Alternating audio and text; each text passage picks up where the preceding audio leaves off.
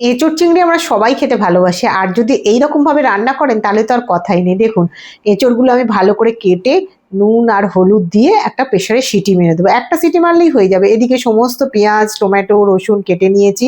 এবার সিটি মেরে দিয়েছে। আলুগুলোকে সেই তেলে ভালো করে ছাঁকা, ছাঁকা করে ভেজে নেবো। সর্ষের তেলেই পুরো রান্নাটা করব। আলু ভাজা হয়ে গেলে এই এঁচোড় সেদ্ধটাও দিয়ে দিতে হবে। এঁচোড়টা কিন্তু দেখুন গলে যায়নি।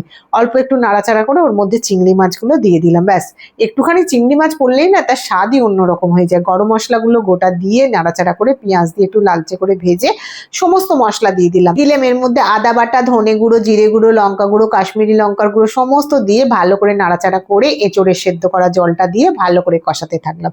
যেই দেখবো কষানো হয়ে গেছে টমেটো বাটাটা দিয়ে দিলাম। কত কি পরিমাণে দিয়েছি বড় রেসিপির মধ্যে দেওয়া আছে, আপনারা চাইলে একটু টুক করে ঘুরে আসবেন। দেখুন এবার এটাকে একটু নাড়াচাড়া করে মাখো মাখো করে নিলাম আর একটু ঢাকা দিয়ে দিলাম। এখন কিন্তু জল দেবো না, এর মধ্যে থেকেই জল ছাড়বে আর কষতে থাকবে।